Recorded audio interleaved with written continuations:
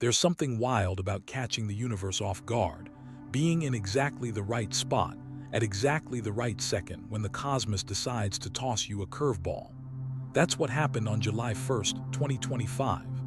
An automated telescope array out in Hawaii, part of the ATLAS survey, always on the lookout for dangerous asteroids, picked up a faint smudge drifting across the stars. At first, it looked routine. Just another blip for the software to log, another speck for astronomers to poke at later. But then the data started making the rounds. People all over the US took a closer look, and suddenly it clicked. This wasn't some local debris. This thing had crossed light years. It didn't come from the Oort cloud at the solar system's edge or from the icy Kuiper belt past Neptune. It came from another star, an interstellar visitor, only the third one we'd ever confirmed. But here, where it got really weird, this object wasn't just drifting through by chance. The more scientists stared at their screens, the more they leaned in, double-checked their math, and then checked again. Something about its path felt intentional, like it was aiming for something. And that shouldn't be possible for a random hunk of rock wandering through space for millions or billions of years. Unless it wasn't random at all. This discovery, it was years in the making. Astronomers had long suspected these wandering interstellar objects were out there. When stars are born, they toss out debris. Planets on the move scatter comets and asteroids. Some of that stuff gets flung out, escapes the gravity of its home star, and ends up roaming the galaxy forever. Math said there should be plenty of these orphans out there, passing through our solar system now and then. Spotting one, though, is another story. They're insanely fast. Nothing in our solar system moves like that. They're dim, too, because they're so far away. And they can come from literally anywhere, so you never know where to look. Before 2017, after decades of scanning the sky, we'd never seen one for sure. Then Oumuamua showed up, this weird, cigar-shaped object that made everyone rethink what was possible. Suddenly, the models were right. Interstellar visitors were real, and a lot stranger than anybody expected. Now 3IATLAS, our new guest, came barreling into the solar system at about 45 kilometers per second. For comparison, comets from the Oort cloud show up at maybe 20 or 30. Main belt asteroids are even slower, but something flung in from interstellar space. It doesn't play by our rules. It arrives at whatever speed it had when it left its old home, plus whatever extra it picked up falling into our sun's gravity well.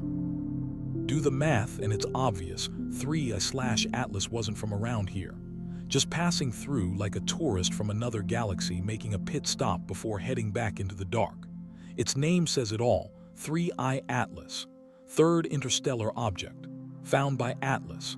That's it, dry, bureaucratic, barely hinting at how wild this discovery actually was. Every interstellar visitor is a treasure. Each one gives us a peek at how other star systems work, how planets and comets form on the other side of the galaxy. But 3IATLAS stood out. Oumuamua was odd because of its shape and the way it sped up for no good reason. 2I/Borisov, the second visitor, seemed kind of normal, more like the comets we know, which made everyone think most interstellar objects might not be all that special. But 3IATLAS, it looked like a comet, right down to its coma and the way its light broke apart. But its path was too precise. It was headed somewhere, and it looked like it knew exactly where it was going. That sense of purpose, that eerie accuracy, grabbed imaginations everywhere and left everyone wondering what the universe was really up to. News of the discovery spread fast, just like you'd expect these days. The Atlas team sent their data to the Minor Planet Center, the folks who track asteroids and comets for the whole planet, and pretty quickly, they confirmed this thing was from outside our solar system. Almost right away, telescopes everywhere started pointing at this unexpected visitor, racing against time before it slipped away. Hubble grabbed some observation time.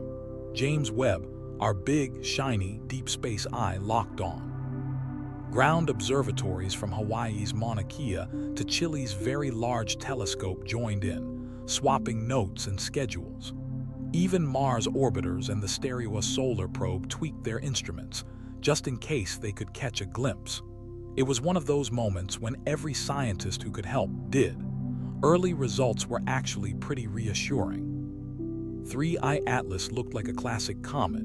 It had a coma, that hazy cloud of gas and dust you get when sunlight hits a comet's icy surface and starts to vaporize it.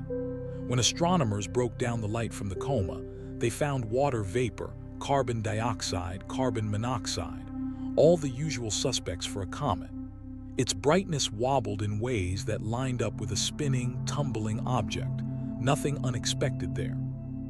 Everything pointed to 3IATLAS being exactly what it seemed, a chunk of ice and rock from another star system, shaped by forces we could only guess at, now giving us a shot at studying raw material from beyond the solar system. NASA put out a careful statement, stressing how valuable this was for science and confirming that everything so far matched a natural interstellar comet. Observatories kept coordinating. Scientists started drafting papers. It felt like pure science, people everywhere working together to make sense of something rare and real. Then things got interesting. Somewhere, honestly, probably in a few places at once, researchers started running the numbers on 3IATLAS's path. And that's when the buzz really kicked up. Turns out, this thing wasn't just drifting through the solar system, following whatever course gravity handed it. Its route was weirdly specific. It would swing in past the sun, hitting its closest approach just inside Mars's orbit at about 1.4 astronomical units. Then it would pass Earth at around 1.8 AU, about 270 million kilometers away, before heading out toward Jupiter. None of that is all that odd. Plenty of comets and asteroids loop past multiple planets. Gravity runs the show, and the math is solid. But what made astronomers stop and double-check their work was the precision. 3IATLAS was headed for a particular spot near Jupiter called the Hill Sphere, or the Sphere of Influence. That's the invisible bubble where Jupiter's gravity wins out over the Sun, and anything passing through basically belongs to Jupiter. Here's the wild part. 3IATLAS wasn't just passing nearby. Multiple teams, both in the US and around the world, checked and rechecked the numbers. They all found it. The object was headed for the edge of Jupiter's Hill Sphere with an accuracy you'd expect from something built and steered by humans, not a chunk of ice kicked out of some distant solar system and left to wander for billions of years. For a natural object to hit that kind of target just by chance is almost off the charts. Not impossible. Space is big and weird things happen, but rare enough to grab everyone's attention. Suddenly, astronomers everywhere were talking about it, swapping theories, losing sleep, and trying to wrap their heads around what, exactly, they were watching unfold. The Hill Sphere matters more than you'd think. Picture this. Every big object in space, planets, moons, whatever, has a kind of invisible bubble around it where its gravity runs the show. For Earth, that bubble stretches out about 1.5 million kilometers. Jupiter's is on another level, reaching a whopping 53 million kilometers from its center. That's not just a big number, it's a massive patch of space where anything inside feels Jupiter's grip more than the Sun's. That's why Jupiter collects so many moons.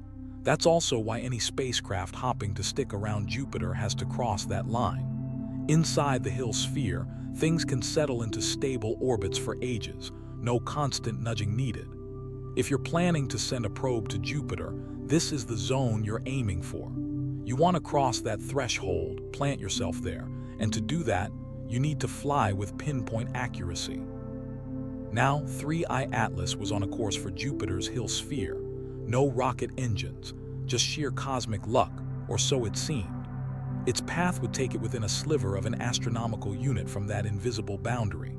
Sure, millions of kilometers sounds huge, but in solar system terms, that's threading a needle. We're talking about an object that came from another star, maybe hundreds of light years away, and somehow arrived at precisely the right angle and speed to pull off this stunt. When researchers did some quick calculations, the odds of this happening by chance looked tiny. Not impossible, nothing's ever truly impossible in statistics, but so low that people started to wonder. You could feel the curiosity ramp up. How did 3IATLAS end up on such a spot-on trajectory? What were the real odds, factoring in all the chaotic tugs and nudges from gravity along the way? And honestly, What could we learn by watching it up close as it swept past? Whether it was just a cosmic fluke or something stranger, this was a rare shot, an interstellar visitor heading straight for one of our solar system's most intriguing places. This had never happened before, not even once, since people started pointing telescopes at the sky. That alone made it worth watching. Firsts have a way of teaching us things we never even thought to ask. First up, 3IATLAS would swing by Earth. The calculations put it at about 1.8 astronomical units away sometime in December 2025. That's close enough for the big telescopes to get a good look. Even backyard astronomers with decent gear and a bit of luck could snap some pictures.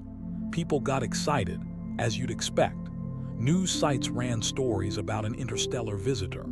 Science podcasts dove in, speculating about what secrets it might reveal. Social media buzzed with everything from serious analysis to wild theories about alien spaceships. You could see just how much people crave space news now, and how the idea of something from another star grabs the imagination in a way that routine asteroid alerts just don't. Astronomers didn't waste the moment. Observatories teamed up, planning their observations so they could gather as much data as possible while 3IATLAS was close and bright. Every bit of light counted. Every single image or measurement was another clue. Teams watched it in all kinds of wavelengths: ultraviolet, visible, infrared, even radio if they had the right gear. They tracked its brightness over time, building light curves that told them about its size, its spin, maybe even its shape and surface. They split the light into spectra, searching for chemical fingerprints, gases, dust, whatever the thing was shedding. They kept an eye out for any signs that it was breaking apart or doing something unexpected as the sun heated it up. All of this just to squeeze every drop of knowledge out of a moment that might never come again. What they found was a mix of comfort and confusion. On the reassuring side, 3IATLAS looked just like you'd expect an interstellar comet to look. It had a coma, basically, that fuzzy cloud of gas and dust that forms as ices boil off in the sun. The chemicals matched up: water, carbon dioxide, carbon monoxide, and a handful of simple organics, exactly what you'd see in a garden-variety comet. Its brightness fit with a solid core somewhere between a few hundred meters and maybe a few kilometers wide, depending on how shiny you think the surface is and how much of the light is coming from the nucleus itself versus the surrounding haze. Altogether, it behaved just like a chunk of ice and rock from another star system should. But then there were the weird bits, the parts that didn't quite add up. For starters, its brightness barely changed. Most comets spin like crazy, wobbling and tumbling because they're unevenly shaped, and as they spew jets of gas, it sends them spinning even more. That means you'll usually see the brightness go up and down as different sides turn to face the sun. But 3IATLAS, its light curve was flat and steady, almost boring. That could mean it spins really slowly, maybe taking days or weeks to turn just once. Or maybe it's almost perfectly round, which is rare for comets. Neither option is typical.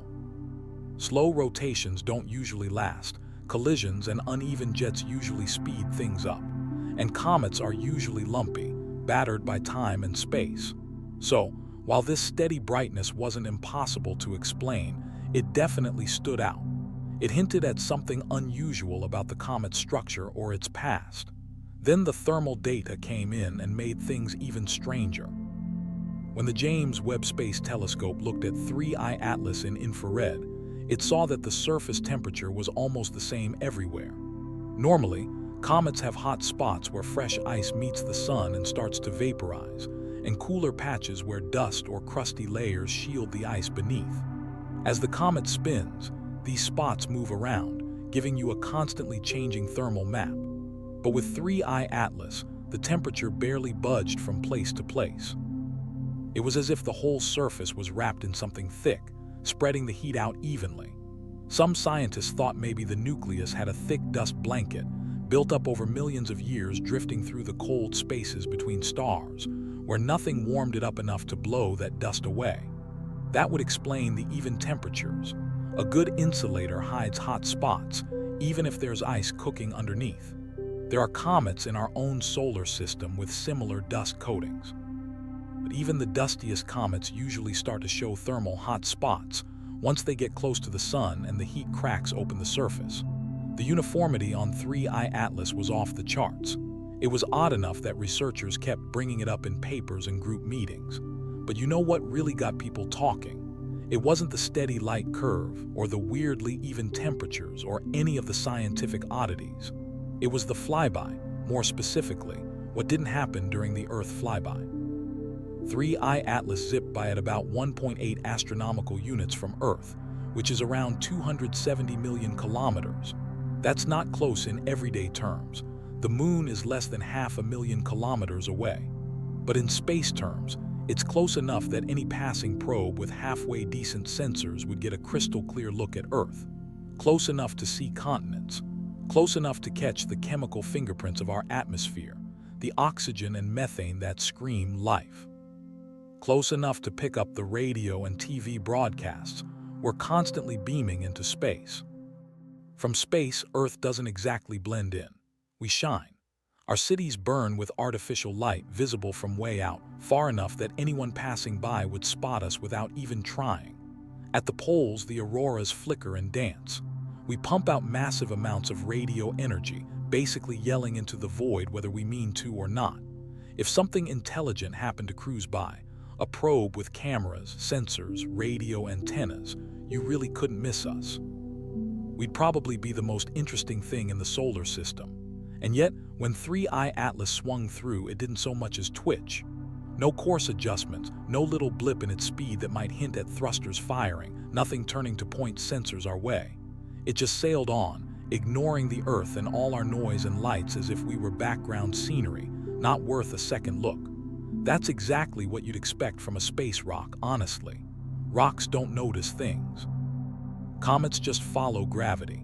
The data lined up. 3IATLAS looked and acted exactly like an ordinary silent chunk of ice and stone drifting along on a set path. But for the people who like to wonder, who poke at the edges of possibility, its total indifference was weirdly fascinating. Because if it wasn't just a rock, if it was something built by someone out there, then it was ignoring us on purpose. Maybe we weren't the destination. Maybe we weren't interesting enough. Maybe, for whatever reason, we'd just been passed over. That idea hit a nerve.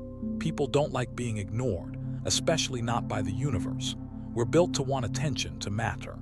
The thought that some visitor from the stars could glance at everything we've built and just shrug. It stings in a way even the wildest alien invasion stories never do. Hostility at least means you're on someone's radar. Indifference means you aren't even worth noticing. That possibility, totally speculative, sure, but hard to shake, started popping up in conversations about 3IATLAS. Not in the official reports or press releases, but in people's late-night talks, blog posts, social media threads. What if we were alone in a galaxy full of life? Not because we're unique, but because we're just not interesting. All this speculation was fun in that what if way that space fans and scientists love, even knowing it's probably not true. What if there are civilizations out there, quietly sending probes to check out star systems? What would those probes do, show themselves, or stay hidden? Would we even know they were here if they wanted to blend in? These aren't new questions. People have been asking them since before Voyager and Pioneer left our neighborhood. But 3IATLAS made it real. Here was a genuine visitor from another star, headed for Jupiter, behaving just a little strangely, maybe, or maybe not. Either way, it was worth paying attention. Because every time something new shows up in the universe, we get another chance to learn how this whole wild cosmic place really works. NASA and the other space agencies didn't rush to make bold claims about 3IATLAS. They played it safe. Like they always do when something has the potential to grab headlines. Instead, they stuck to the science. Here, a rare chance to study a visitor from another star, a way to learn how comets form and change in environments different from our own. And honestly, all of that mattered. Every interstellar object we spot gives us a new angle on how things work around other stars, and helps us see if our solar system is the rule or just a weird exception. But they didn't ignore the odd parts either. 3IATLAS wasn't a perfect fit for what we expect. Its path toward Jupiter, not exactly likely. The steady brightness and surprisingly even thermal emission, people noticed. Those quirks hinted there was something interesting going on under the surface. In science, admitting you don't have all the answers isn't a weakness. It's just being honest about what the data actually says, instead of forcing everything to make sense. The data from 3IATLAS kept pointing to things that deserved a closer look. The more astronomers watched, the more it stood out. Not in a dramatic way like Oumuamua with its strange shape and weird acceleration, but not totally by the book either, like 2I/Borisov. 3IATLAS was somewhere in the middle, mostly normal but with enough weird details to keep everyone paying attention, trading notes and swapping theories in labs and at conferences. One topic came up again and again: what the thing was made of. Papers and presentations kept circling back to its composition. Spectroscopic data from big telescopes on the ground and from space, like James Webb, showed that 3IATLAS had a much higher carbon dioxide to water ratio than we usually see. And this wasn't just a fluke. Several independent teams confirmed it. Most comets we know, whether they're from the Kuiper belt or the Oort cloud, are loaded with water. Water ice shape their chemistry and how they behave when they get close to the sun. But 3IATLAS came from somewhere with different chemistry, different starting temperatures, and a different mix of gases. The high carbon dioxide didn't sound any alarms. It just told us that the building blocks out there aren't always like ours. Other star systems cook up their worlds and comets with recipes we're just starting to discover. Every one of these interstellar visitors teaches us a little more about the galaxy's diversity, about how many ways there are to build planets and comets, how star and disk chemistry shapes everything that forms. And honestly, that diversity is what makes astronomy so exciting right now. For most of our history, we only had the solar system to work with. We could guess what else might be out there, do some math, maybe come up with some wild ideas, but that was it. No samples, no spectra, no way to see how things really worked somewhere else. Then exoplanets started turning up by the thousands, and suddenly, we knew planets were everywhere and came in all shapes and sizes. Now, these interstellar objects are taking it one step further. They're delivering actual material from other star systems right to our doorstep. We can't visit those places yet, but we can study their leftovers. As December 2025 faded into 2026, the big mystery still hung in the air: 3IATLAS's path toward Jupiter. The Earth flyby was done, the data was in, and astronomers were already poring over it.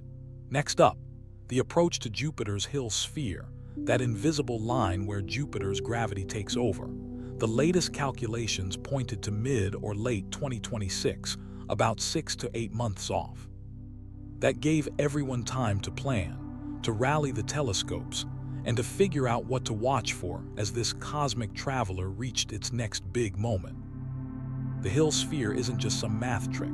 It's a real physical boundary, a line in space where Jupiter's gravity finally wins out over the sun's pull.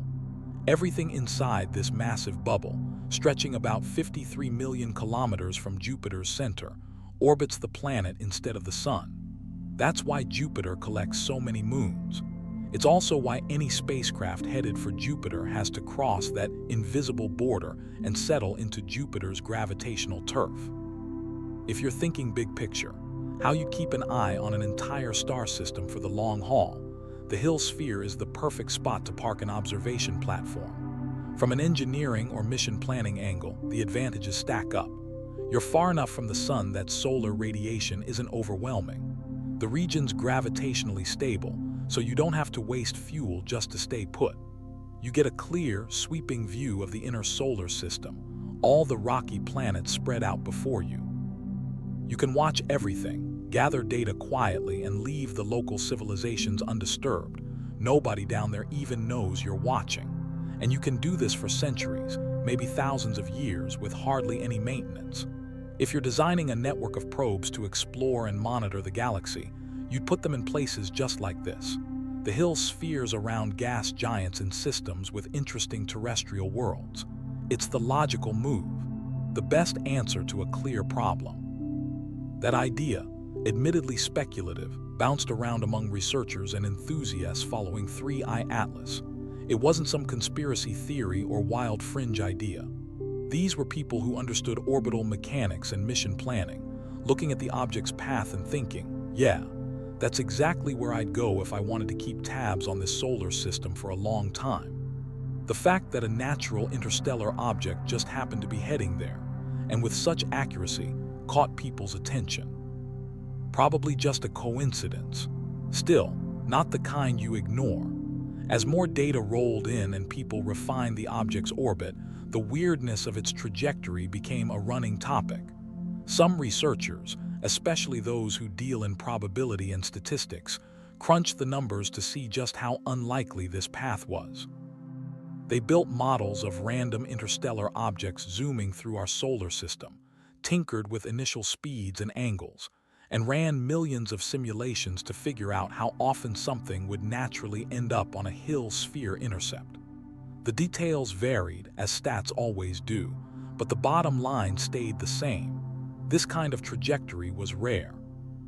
Not impossible. Space is huge and weird things happen, but rare enough that any statistician would give you a look and wonder if you'd missed some hidden variable. Of course, not everyone bought into this line of thinking. Some researchers pointed out that unlikely events happen all the time, especially in a universe packed with billions of stars, and who knows how many interstellar wanderers. They also reminded everyone that our observations are biased. We only notice the interstellar objects that come close enough for our telescopes to spot, so we're dealing with a pretty weird sample to begin with. Maybe Hill sphere arrivals are actually common among the ones we can see, and we just haven't caught enough of them yet to know. The debate was healthy, forcing both sides to sharpen their arguments and really dig into what the data showed versus what it only hinted at. Meanwhile, the practical work didn't stop. Teams scrambled to book telescope time at major observatories. Schedules got coordinated across different time zones and institutions. People hashed out protocols for what to do if something unexpected happened, if the object broke up, changed direction, or just didn't behave like a typical comet.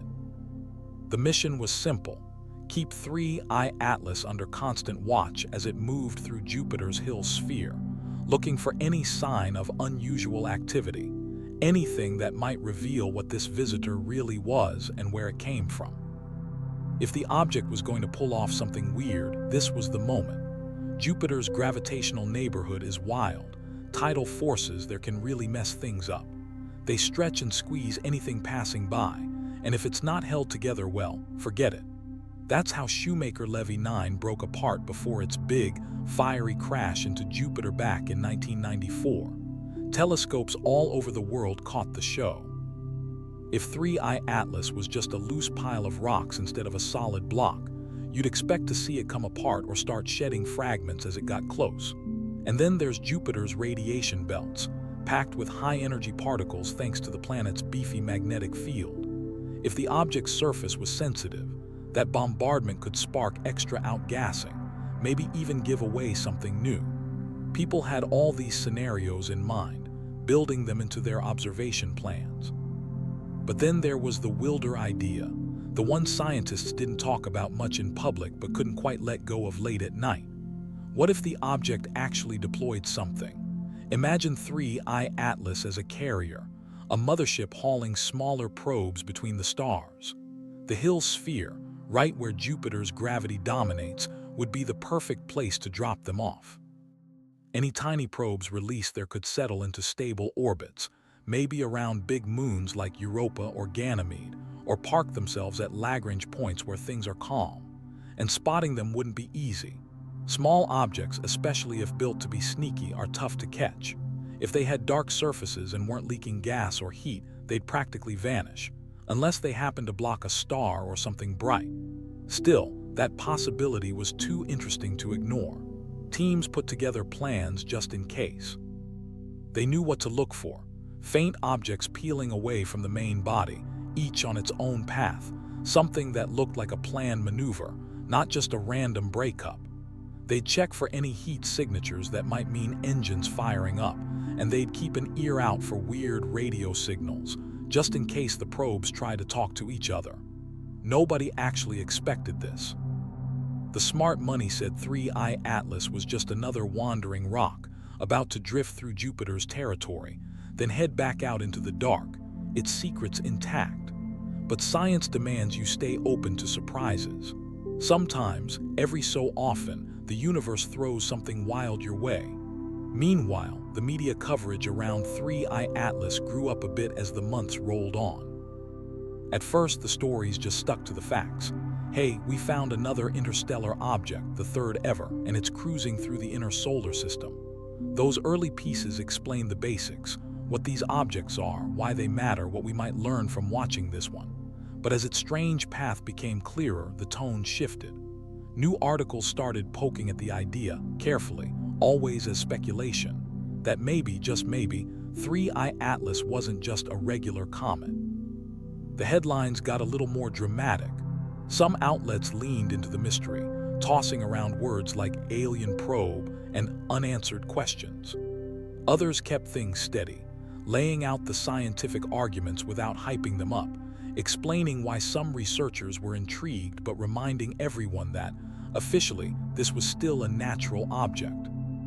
The best reporting, the stuff that actually taught people something, not just chased clicks, captured both the real scientific excitement and the necessary skepticism. These articles laid out what made the object's path so odd, unpacked the statistics, and let readers in on how scientists were thinking it through. Reporters talked to astronomers with all sorts of views, so you got a sense that science isn't about shouting truth, but about figuring things out together, one uncertain step at a time. They didn't hype up the story or make wild claims the data couldn't back up. Still, they left room for the big questions that hadn't been answered yet. Out in the world, people reacted in all sorts of ways. Fans of space news got pretty excited, but honestly, most folks didn't really notice. Life is busy. Not everyone cares about a tiny speck drifting somewhere in the far reaches of the solar system. But among space geeks, sci-fi fans, amateur stargazers, and anyone with a scientific itch, 3IATLAS turned into a real event. People love a good cosmic mystery, and this one scratched that itch. It wasn't dangerous. It wasn't on a collision course. It wasn't sending out weird signals or pulling any sci-fi stunts. It was just odd, interesting in ways that made people want to talk about it and guess what was going on. On social media, you saw everything. Serious debates with charts and equations, wild guesses about alien tourists snapping selfies near Jupiter, and of course, memes. Some memes just made jokes about how even aliens might find humanity boring. Others got a little deeper, poking at ideas like cosmic loneliness and whether we're really alone out here. Artists jumped in too, drawing their own versions of 3IATLAS. Some went for your classic dirty snowball comet. Others imagined shiny alien probes. Science fiction writers dove in, turning the whole thing into stories about visitors from the stars who weren't quite what they seemed. No, it wasn't as huge as if we'd found actual evidence of aliens, but the impact still mattered. It got people thinking about the universe as a place full of surprises, a place that could upend what we thought we knew at any moment. It reminded us that astronomy isn't just a bunch of equations on a chalkboard. It's about real stuff out there, moving around right now, waiting to be found. And maybe the best part, it showed that science and imagination aren't really separate worlds. Scientists wonder too. They dream up possibilities, then put those ideas to the test and toss out what doesn't work. The curiosity comes first. And this odd little visitor, 3IATLAS, sparked a lot of it. Starting in late 2025 and stretching into early 2026, scientific papers about 3IATLAS started popping up in journals. Each one chipped away at the mystery, trying to figure out what this thing was and where it came from. Some researchers got really specific, zooming in on details like what spectroscopy said about the object's makeup, what infrared readings revealed about its temperature, or what the shifting light told them about its spin and shape. Others took a bigger view, pulling together all kinds of data to build broader models of 3IATLAS, its structure, its past, its path through space. Every study faced peer review, where other scientists tore through the details, challenged the math, and either signed off or sent it back for tweaks. That's how science keeps itself honest, but honestly, it slows things down. By the time a paper finally landed online or in print, new observations had often already changed the picture, forcing everyone to keep revising and updating. One paper in particular set off a firestorm, not just among scientists, but in the wider world too. A Harvard team, stacked with big names in interstellar research, dug into 3IATLAS's path using advanced models usually meant for plotting spacecraft trajectories. They ran the numbers on what a powered maneuver into Jupiter's Hill sphere would look like if you did it with perfect fuel efficiency, then put that next to the actual path they'd tracked. The overlap was hard to ignore. Not an exact match, nature never gives you that, but close, a lot closer than random chance would suggest for something just floating through space. The authors were careful, as scientists should be, especially with touchy subjects. They didn't say 3IATLAS was artificial. They didn't call it a probe or a ship. They just pointed out that the movement matched what you'd expect if someone had planned an efficient insertion maneuver. And while nature might pull off something similar, the precision was odd enough that it deserved a closer look. People jumped on it right away. Some scientists loved the rigorous math and the guts to consider out there possibilities. They argued that real science means poking at your own assumptions and following the evidence, even if it takes you somewhere weird. Ignoring the findings just because they made people uncomfortable, they said, would be dodging the real work. Others pushed back, saying the paper gave too much weight to a wild idea. They held tight to the old rule: extraordinary claims need extraordinary proof. Sure, the data was interesting, but it didn't reach the bar for seriously talking about non-natural origins. The argument spilled into journals, conference halls, endless email chains, and of course, social media, where subtlety usually loses out but everyone's got an opinion. This whole thing put a spotlight on an old tension in science, one that really comes out when something threatens to shake up the usual story.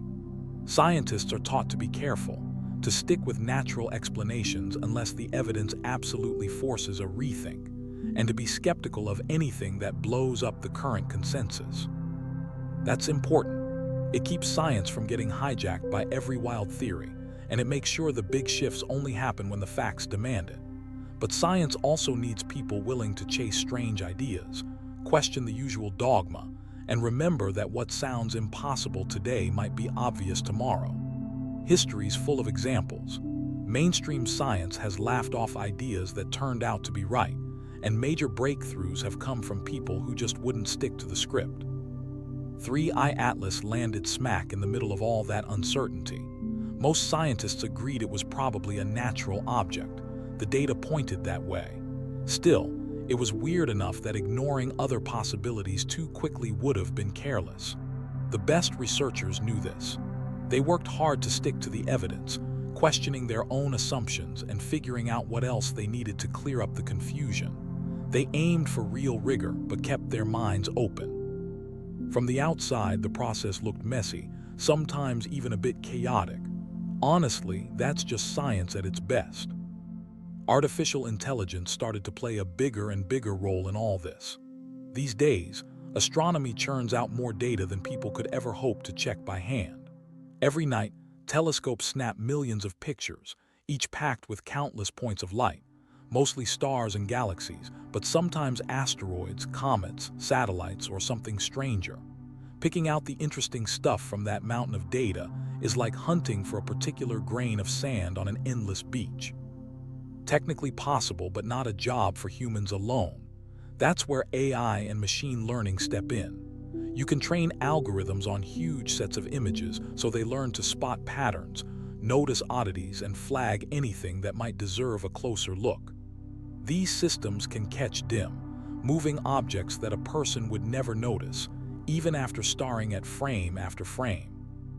They can track something across days or weeks, work out its path, and figure out if it's moving fast enough or oddly enough to be from outside the solar system. They even start sorting things by type: asteroids, comets, and those rare weirdos that don't fit the usual categories. A bunch of research teams jumped on this, using AI to hunt for more objects like 3IATLAS. They dug through old survey data, hopping to spot interstellar visitors that everyone missed the first time. The algorithms combed through millions of images, searching for the telltale signs of fast hyperbolic objects, and they found candidates. Lots of them, actually. Most didn't pan out. Some were just data glitches or distant solar system objects with tricky orbits, but a handful stood out. These were the ones that really might be interstellar, just too faint or moving at the wrong moment to catch a human's eye. Of course, these detections were just first steps. Real confirmation needed follow-up observations, which was tough since most of those objects had already slipped away. Still, the fact that AI could even find these hidden needles in the cosmic haystack was huge. It showed that as our tools get better, as algorithms improve and we feed them more data, we'll get way better at spotting interstellar objects, both in real time and by combing through old data. Who knows? Maybe these visitors are a lot more common than we thought, passing through all the time, and we've just been missing them because we didn't know where or how to look. If that idea is right, it changes everything. Suddenly, the galaxy isn't just a bunch of lonely star systems quietly minding their own business. It's alive with debris drifting from one star to another, mixing things up on a cosmic scale. So those neat little island solar systems we always pictured, turns out they might be more like busy ports, with rocks and ice constantly coming and going. And if that's true, you have to wonder, is it always just rocks and ice? Or do chunks of one star system sometimes end up jump-starting life on a planet somewhere else? Maybe even pieces of technology are floating out there, waiting for someone clever enough to notice. Not that long ago, the whole idea of interstellar visitors was mostly a thought experiment. Before Oumuamua showed up in 2017, scientists believed these objects should exist. The math said they did, but actually spotting one, that was just science fiction. Then Oumuamua appeared, and overnight, the game changed. Interstellar stuff wasn't just real, it was weird. 2 years later, 2I/Borisov came barreling in and turned out to be a straight-up comet, totally ordinary except for its passport. Now, with 3IATLAS, we're finally seeing just how much variety there is. Every visitor seems to have its own quirks, and honestly, trying to make sweeping statements after only 3 examples is just wishful thinking. The field's moving fast. Finding these objects is getting common enough that researchers can start looking at the bigger picture, not just treating every discovery as a once-in-a-lifetime event. Teams are pitching new surveys, designing telescopes and software that can actually hunt for these visitors on purpose, not just hope to get lucky. We've got the tools: wide-field telescopes, sensitive detectors, fast computers. Now it's just a matter of whether anyone's willing to pay for it to actually make it happen. The science is there. Every interstellar object we catch is like a postcard from another solar system, a chance to see how planets form and change all over the galaxy. And people are starting to get ambitious. There's real excitement about chasing down one of these visitors with a spacecraft, maybe even grabbing a piece and bringing it back to Earth. NASA and other agencies have sketched out plans for missions that could launch in a hurry, right after spotting something interesting. It's not easy. These things fly through the solar system fast and you don't get much warning. Any probe would need to be quick, smart enough to handle itself without constant instructions, and able to snag data or samples before the object vanishes. That's a tall order, but it's not out of reach. With enough money and brain power, we could pull it off within the next 10 years. Then there's the big question: what if one of these things isn't natural at all? Scientists have argued about what it would take to prove something was built, not born. Some say you need clear, undeniable evidence, a radio signal, a maneuver that breaks the laws of physics, materials that couldn't possibly form on their own. That's a high bar, and probably the right one when you're making such a wild claim. Others think a bunch of little oddities could add up, even if none of them alone are conclusive. Maybe the really advanced stuff is designed to hide, to look natural to us. In the end, the debate keeps going because the stakes are huge and the possibilities are just too strange to ignore. This debate wasn't just academic, it changed everything about how researchers went after answers. What you believed shaped what you did. If you thought signals were the key, you spent your precious telescope time scanning for radio or laser blips, hopping for a whisper from the void. If you leaned toward trajectories and dynamics, you focused on astrometry, measuring exactly where things moved down to the tiniest shift. And if you suspected that chemistry might give the game away, maybe by revealing elements or molecules that couldn't appear on their own, you dove into spectroscopy. Every approach had its place. The smartest move: chase them all at once. Grab every bit of data you could from every angle before the object slipped out of reach. 3IATLAS kept drifting away through early 2026, slowly fatting as it left Earth and the Sun behind, heading straight for Jupiter's gravitational doorstep. Astronomers hustled to keep their telescopes on it, squeezing out data as the object dimmed. Every new measurement sharpened the orbit, trimmed down the unknowns, and helped pin down exactly when and where it would cross into Jupiter's domain. The anticipation was real. This was the moment everyone had worked toward, the one that could finally give answers, or just as likely, hand out a fresh batch of questions. Would 3IATLAS just sail right through, obeying gravity and nothing else, on a clean hyperbolic path into deep space? That's what every model said would happen. Still, nobody could shake the thought. What if there's a twist? Maybe it would break apart, exposing a fragile core. Maybe it would start venting gases or show some weird heat signature as it got blasted by Jupiter's radiation. Or hard to believe but thrilling to imagine, what if it did something that just didn't fit, like controlled movement or the sudden appearance of structure? The teams didn't want to miss a thing. They set up round-the-clock coverage, planned for every scenario, and waited with that special blend of excitement and caution that comes with any big scientific moment. The idea that 3IATLAS might be just the first in a whole parade of visitors was catching on fast. You could feel the shift. Researchers started picturing a future where spotting interstellar objects isn't rare, it's routine.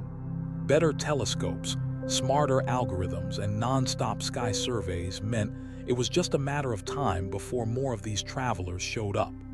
Some estimates, looking at today's numbers and the improvements coming soon, suggested we'd be seeing dozens every year within a decade. That would flip the field on its head. Instead of fretting over single, precious detections, scientists could finally do real stats, compare objects, spot trends, and figure out what's normal or truly strange out there. Every new object would teach us something. Each one would add a new entry to the catalog of what's actually out there beyond our solar system. And tucked inside each discovery, there was always that slim but electrifying chance that we'd stumble on something truly wild, something that would rewrite the rules. Even if that chance was tiny, it was more than enough to keep people hooked, keep the money coming for observation campaigns, and inspire a new wave of students to jump into astronomy and planetary science. You could feel the shift in the air, even if most people didn't talk about it out loud. Interstellar visitors weren't just the stuff of science fiction anymore. They were real, and everyone knew it. Kids were growing up in a world where seeing something from another star system pass through ours was just part of life, not some wild fantasy. That changed how people thought about space. The solar system stopped feeling like our own private bubble, cut off from everything else. Space started to seem more alive, more connected. Stuff drifted between the stars. Objects wandered through the galaxy, and every once in a while, one came close enough that we could actually study it. Suddenly, we had a window into places we might never reach. If you were a kid glued to the news when 3IATLAS showed up, staring at pictures of an object from another world, maybe you'd grow up wanting to build the probes that would chase the next one, or invent new telescopes to catch them in even sharper detail. Artists and writers soaked up the mystery too, spinning stories and images that shaped how everyone thought about life beyond Earth, what it might mean if we weren't alone out there. The impact of these discoveries went way beyond the science itself. They crept into culture, imagination, and the stories we told about our future among the stars. Schools caught on pretty quickly. From elementary classrooms to big universities, teachers started folding the story of 3IATLAS right into their lessons. It was the perfect example to teach how science actually works, real evidence, real debate, not just memorizing answers. Students got to look at actual data, argue over what it meant, and figure out how scientists deal with not knowing everything right away. The fact that 3IATLAS stayed mysterious, with big questions still hanging in the air months later, made it even better. No simple answers, no multiple-choice tests, just the real work of thinking, weighing evidence, and admitting what you don't know yet. That kind of learning stuck with people, way more than just cramming facts. There was something really striking about how the world came together to study this thing.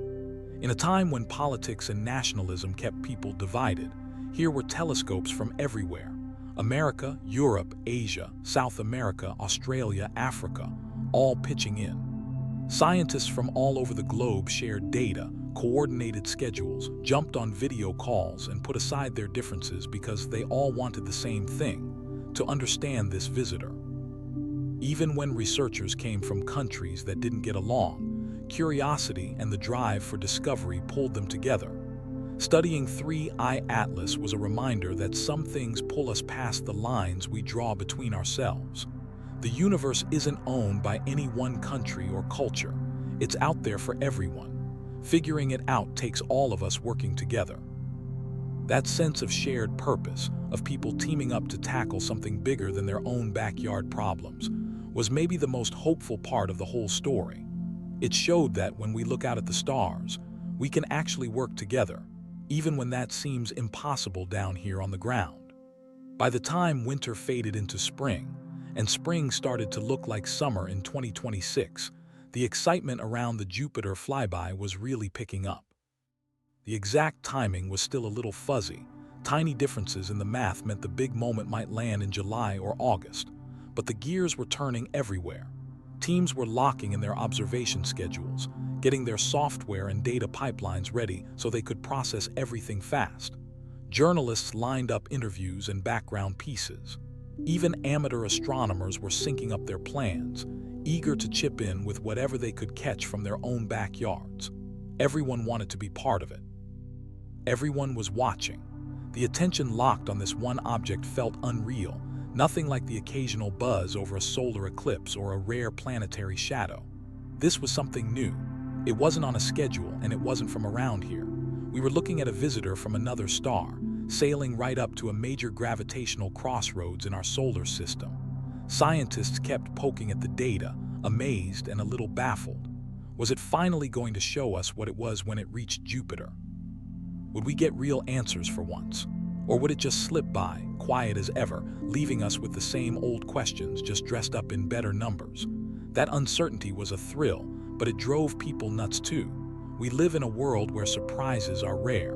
Algorithms guess what we want before we do. GPS tells us exactly which turn to take. The weather app tells us if we need an umbrella. The unknown isn't something we run into much anymore.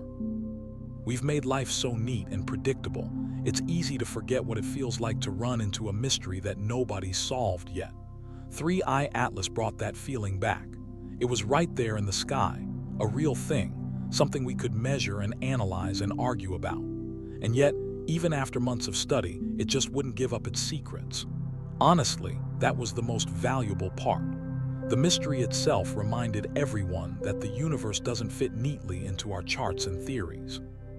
It forced us to admit how much we don't know, to look hard at our own assumptions. It made us wonder about all the weird possibilities, maybe even ones that sounded ridiculous, because, well, the evidence didn't rule them out. That restless curiosity, pushing at the edges of what we can explain, that's the heart of science at its best. What we learned from 3IATLAS went way beyond just this one object. Chasing it down taught scientists how to get ready for the next interstellar visitor. We figured out what kind of equipment, teamwork, and quick thinking we'd need. The only way to get better was to dive in and do it, to build up the kind of know-how you can't get from a textbook. One big lesson: speed and teamwork matter. These objects don't stick around. They rocket through the solar system, and sometimes you only get a few weeks to watch them before they're gone. If you waste time on paperwork or can't get people working together, you miss your shot. So researchers started building quick response teams and sharing information fast. Space agencies looked at how to cut through red tape so they could point telescopes at the target without delay. Stuff that sounds boring, like getting approval forms sorted out, turns out to be crucial when every day counts. Another takeaway: you need all kinds of data. No single telescope or technique gives you the whole story. Visible light tells you how bright it is and maybe how big. Spectroscopy hints at what it's made of. Infrared shows how it handles heat. Radio can sniff out molecules or pick up weird signals. Astrometry tracks its path down to the tiniest detail. Pull all of this together and you start to see the real picture. But no single country, let alone a single observatory, can do it all. Teamwork across borders isn't just nice, it's essential. There's something bigger here too. For most of human history, we thought of the solar system as ours, a closed club with the sun and planets all born together. The idea that stuff from other stars could just wander in, that was pure theory. Now we know it happens. Our cosmic borders aren't solid. We're not as alone in the universe as we once thought, and that's a truth worth sitting with for a while. That realization shifted everything. Suddenly, the universe felt less like a static backdrop and more like a place swirling with motion and endless interactions. It hit me that the atoms in our bodies, the actual stuff we're made of, didn't all have to come from the sun's own protoplanetary disk. Some could have been delivered from deep space, hitching rides on travelers like 3IATLAS or countless others that passed by over billions of years. The building blocks of life and planets might have mixed and mingled across light years, turning Earth's chemistry into something part local, part galactic. Panspermia, the idea that life spreads naturally through the galaxy, not just popping up in isolation around each star, suddenly seemed a little less far-fetched. Rocks and ice can clearly make the journey between stars, so why not microbes tucked away inside, sleeping through the ages? Bacteria are tough. Some can survive dormant for millions of years. If they landed somewhere with water and the right chemistry, who's to say they wouldn't wake up and start multiplying? Over cycles of transfer and seeding, life could spread not by grand design, but just by drifting along with the cosmic current. And if life can hop from star to star, maybe intelligence can too. Not by sending bodies, but by launching technology. Imagine an advanced civilization sending probes to distant suns, just like we're starting to dream about. Those probes could carry data, blueprints of their creators, seeds of culture, waiting to be found by someone else. Or they could carry actual AI, machine minds able to explore, gather info, maybe even build more of themselves using whatever they find out there. Who knows? Maybe the galaxy is already threaded with these artifacts, some unimaginably old, some brand new, quietly exploring, connecting, and sharing knowledge on timescales that leave us in the dust. 3IATLAS fit right into this wild picture, not as proof, but as a solid example that made all this seem possible. Here was something from another star, cruising through our system with an odd kind of precision, heading toward a spot perfect for long-term observation. Almost certainly it was natural. Still, it proved these objects can arrive, pass through, maybe even deliver cargo, ice, rock, or maybe something stranger. Suddenly, the door to possibility wasn't just cracked open, it was wide. As the Jupiter flyby got closer, the wait for answers about 3IATLAS was maddening. The moment it crossed Jupiter's Hill sphere would be huge, maybe the most important part of the whole mission.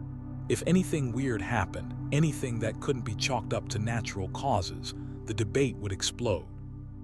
Evidence for something artificial would move from the realm of speculation to something real, depending on what we saw. That kind of discovery would upend everything, science, culture, all of it. But if nothing odd happened, if 3IATLAS just sailed through on a clean hyperbolic path and kept going, then the mystery would stay put. Sure, we'd learn a lot about its makeup and how these interstellar visitors behave near giant planets. Our models would get sharper. But we still wouldn't know for sure if this was just a weird rock or something more. The arguments and theories would keep circling, showing up in paper after paper and endless conference talks, but without that final, undeniable proof that settles the question once and for all.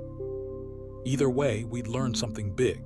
If we found a natural explanation, it would show us just how wild and full of weird coincidences the universe really is.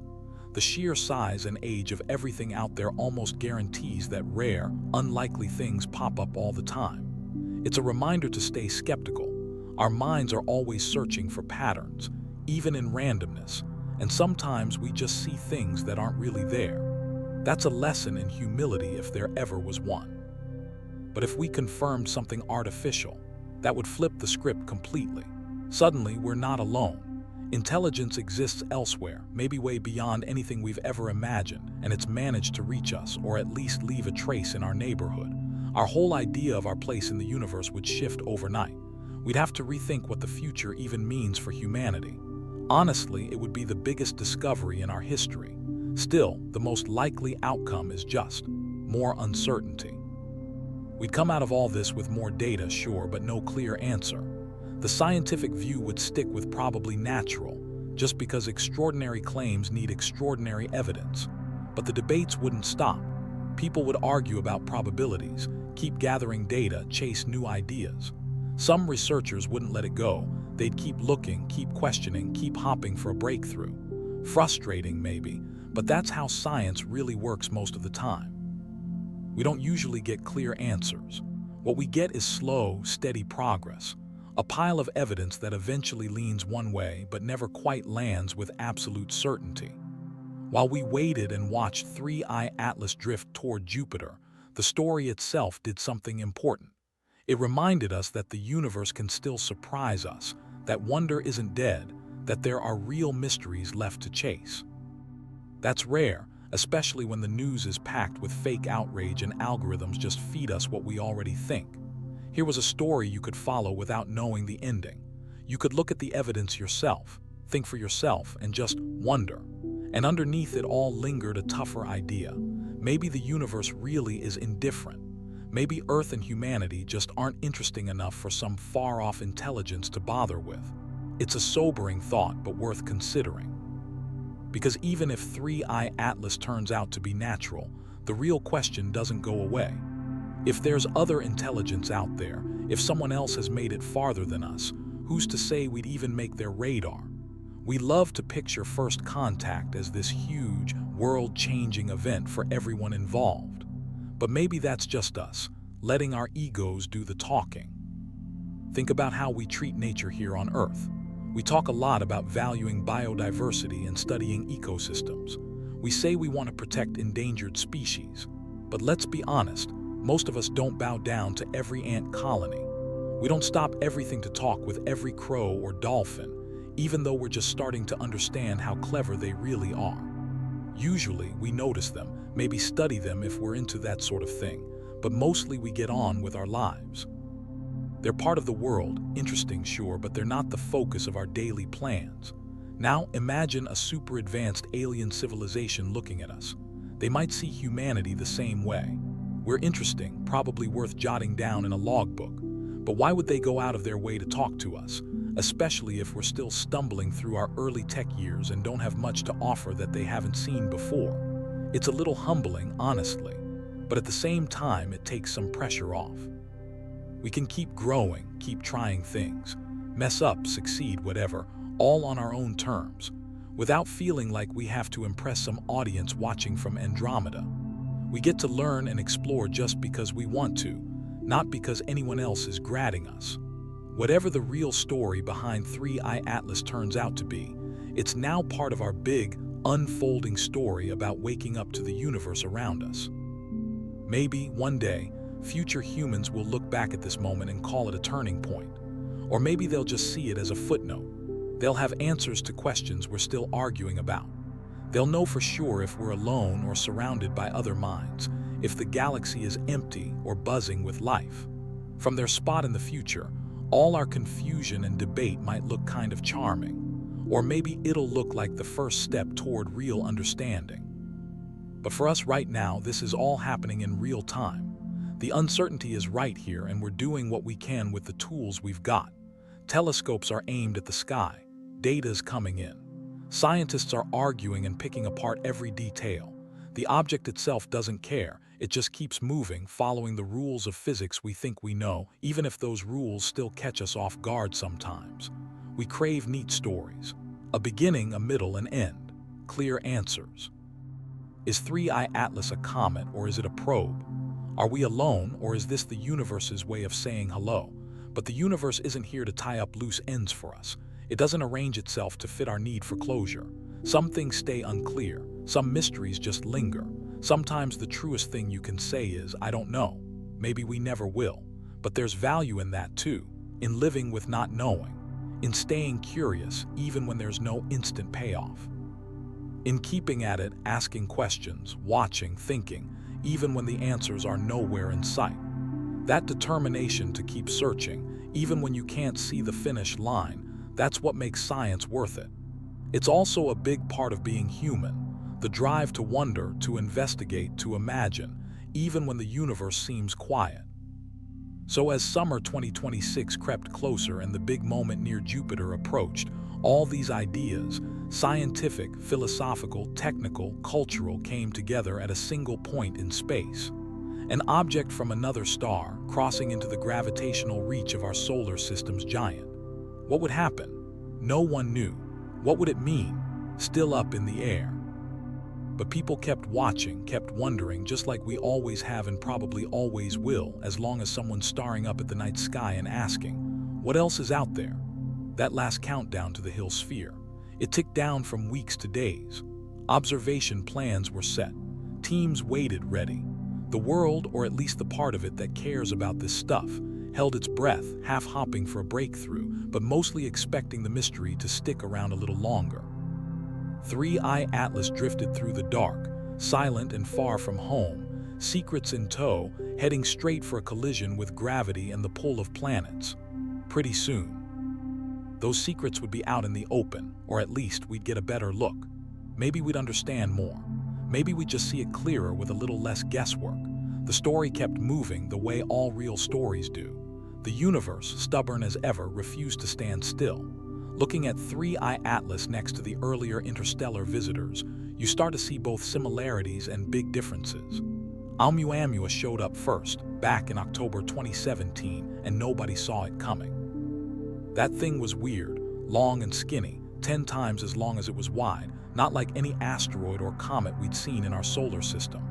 It tumbled awkwardly. It didn't have the usual coma, even though it moved in ways that suggested something was pushing it besides gravity.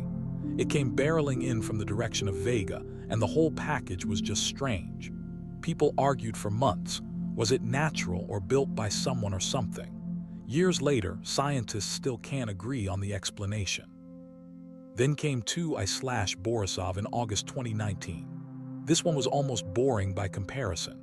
It looked like a comet, acted like a comet, and had the same sort of chemistry as comets from around here. After Oumuamua, Borisov felt like a relief, a sign that maybe most interstellar guests were just ordinary lumps of ice and rock from other solar systems. Scientists could finally breathe again. Maybe space wasn't as strange as Oumuamua made it seem. But then 3IATLAS arrived and complicated things. It wasn't as bizarre as Oumuamua, but it wasn't as ordinary as Borisov either. Sure, it had a coma and the right chemical fingerprints, but its path was odd, and it came in with an unusual steadiness, heading right toward Jupiter's Hill sphere with a precision that caught people's attention. It landed right between normal and truly weird, and somehow, that made it even more interesting. It hinted that these interstellar objects aren't just strange or regular, they're all over the map, and we really have to study each one on its own terms. How many interstellar objects slip through the solar system without anyone noticing? That's a big scientific question, but with the data we've got, it's impossible to answer. The only three we're sure about, Oumuamua, Borisov, and 3IATLAS, were all found by accident.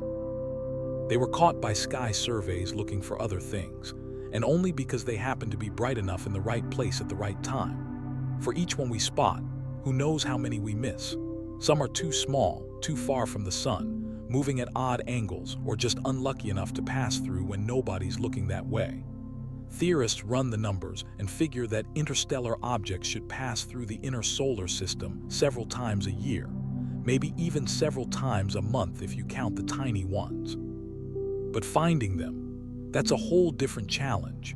Even our best surveys only catch a small slice of what's out there. Most of these travelers just glide by, ghosts in the cosmic night, never showing up in our records.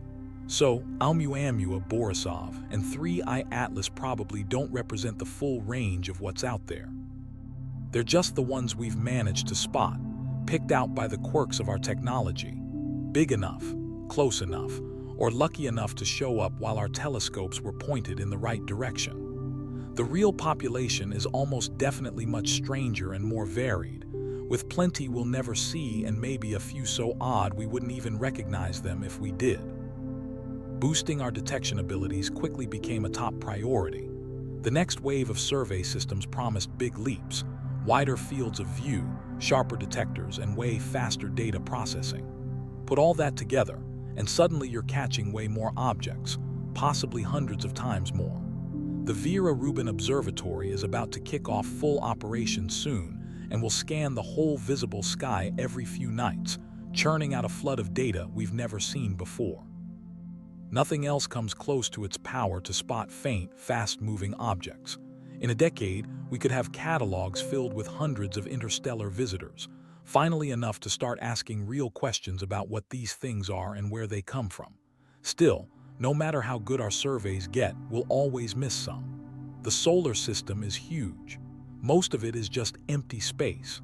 Interstellar objects, by their nature, don't follow any convenient path. They can swoop in from anywhere at any time on paths you never guess. Some might cruise through the outer solar system and never get anywhere near the sun, never warming up, never getting bright enough for us to spot. Unless one happens to drift in front of a star or throws off some other lucky signal, we'd never even know it was there. That's a big deal for planetary defense, the whole effort to find and track things that might threaten Earth.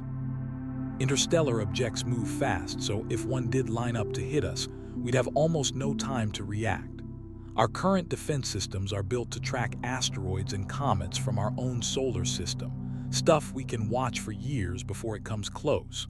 But a rogue rock from interstellar space, we might get a few months' warning. Maybe less if it came at us from an angle we don't monitor much. Here's the upside. Almost all interstellar objects are tiny, maybe a meter, maybe a kilometer wide. Earth's a tiny target in a giant emptiness. The odds of a direct hit are nearly zero, but if one did hit, even a small one, it'd pack a punch. 100-meter rock slamming in at 50 kilometers per second. That's the energy of a large nuclear blast. It wouldn't wipe out life on Earth, but wherever it hit would be in serious trouble. And with barely any warning and no real way to deflect or destroy something moving that fast, there's not much we could do. All this is why some researchers are pushing for detection and tracking systems just for interstellar objects, systems that work alongside, not instead of, our near-Earth object surveys. The tech isn't wildly different, but you need different strategies. Full sky coverage, not just peering along the ecliptic. Fast response and lightning-quick data crunching, since these objects don't hang around. Plus, you need teams around the world ready to hand off observations as the object zooms across the sky. Some of this is already in the works for other reasons and could be adapted. Some would take new funding, new tech, and a lot of coordination. Scientists are also thinking hard about how to handle the next interstellar visitor, whenever it shows up and whatever it looks like. Oumuamua, Borisov, and now 3IATLAS have taught us some tough lessons. We've figured out what kinds of observations actually help, what doesn't work, and where we need to improve. The biggest takeaway: early detection matters most. The sooner we spot something, the more time we have to plan, to coordinate, maybe even to send a probe in for a close look. That's why we need real-time surveys that can flag an interstellar visitor within hours, not days or weeks. Spectroscopy turned out to be another game changer. Catching a good spectrum early, while the object's still bright, gives us key clues about what it's made of. That helps predict its behavior near the sun, tells us which parts of its spectrum to keep watching, and shows us what changes to look for. So, we need quick access to big telescopes with good spectrographs. And that means having deals in place with observatories, so we can bump scheduled projects when something truly extraordinary pops up. People had started to really notice how much amateur astronomers mattered in these projects. Sure, the professionals had bigger telescopes and fancier equipment, but amateurs all over the world brought something the professionals just couldn't: sheer numbers and constant eyes on the sky. They could keep watch as objects moved, step in when the big observatories were offline or busy, and fill in the blanks. Their light curves, position data, even some spectroscopy. This was real, useful science. More and more people were working to help amateurs get their data into shape, clean it up, and slot it right into the main research efforts. Then there was the whole problem of explaining these interstellar objects, what they were, why they mattered to regular people. Let's be honest, most folks haven't heard of hyperbolic orbits or Hill spheres. Spectroscopic signatures, not exactly dinner table talk. The trick was to make the science interesting and understandable, without watering it down or hyping it up out of proportion. That takes skill, and that's where science journalists and communicators stepped in, turning technical discoveries into stories that actually made sense to non-experts. The best coverage around 3IATLAS struck that tricky balance. It admitted what we didn't know, celebrated what we did, and showed what we hoped to find out next. It laid out the debate so readers could see that disagreement wasn't a flaw, it was how science worked. Most of all, it kept the sense of wonder alive but stayed honest about what the evidence really said. Pulling that off wasn't easy, but it mattered. That's how you build trust and keep people interested. Money, as always, was another big piece of the puzzle. Space science doesn't have endless cash to throw around. If you want to build something new to hunt interstellar objects or send a probe after them, you're going to have to fight for it. Every new idea is up against all the other big dreams: Mars missions, trips to the outer solar system, exoplanet hunts, you name it. If you're going to ask for a bigger slice of the pie, you'd better show why these fleeting visitors are worth it. Inside the field, the case was obvious. Every interstellar object that shows up is literally a visitor from another star system, a chance to learn about worlds and histories far beyond our own. They're test cases for big ideas about how planets form, how stars differ, and what's really out there. But turning that excitement into actual funding takes work.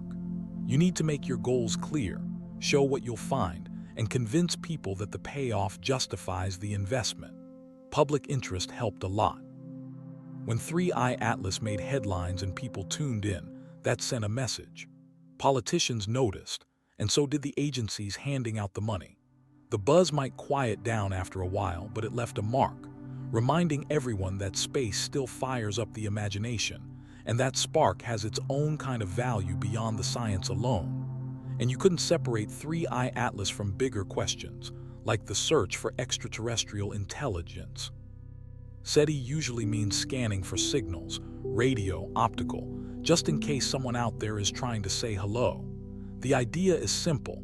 If there's advanced life and they're broadcasting, maybe we'll catch their message. But after decades, nothing's turned up. That's led to a lot of back and forth over whether we're looking the right way, whether anyone's even out there to find, and what it means if we keep coming up empty.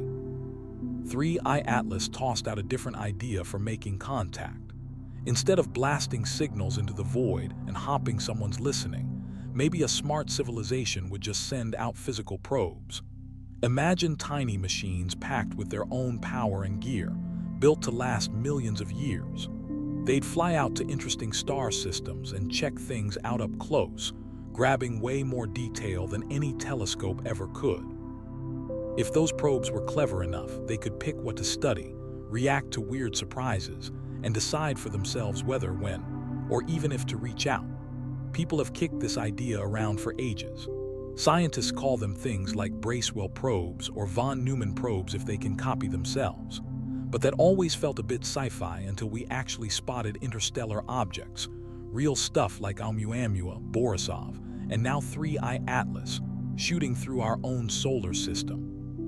Suddenly, the idea didn't seem so wild. We know now that bits of matter actually make the trip between stars. Maybe none of it's artificial, but at least we've proved the galaxy isn't just a bunch of lonely islands. It's all connected, at least for anything patient enough to drift across for 1 million years or so. So if someone out there did send a probe, what would we even look for? That's a tough one. Radio signals seem like the obvious thing, so of course, astronomers have pointed their dishes at every interstellar visitor, straining for any hint of a message. So far, nothing. Doesn't prove much. Maybe a really advanced probe just keeps quiet, storing data until it can hand it off to a courier or phone home in ways we can't even detect. Gravity waves, neutrinos, who knows what else? Our physics might not even have the vocabulary yet.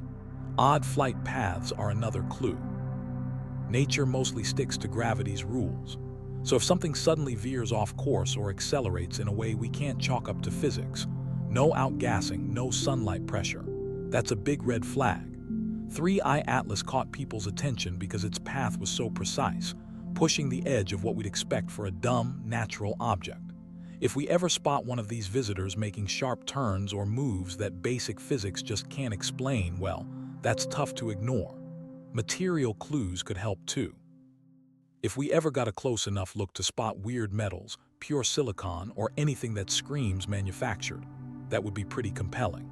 Trouble is, these things are tiny, fast, and far away. Right now, actually chasing one down with a probe of our own is out of reach. Maybe in a few decades. And you know, the silence itself says something. We've watched 3 interstellar objects zip through our neighborhood in 8 years, and not one has screamed, "I'm artificial."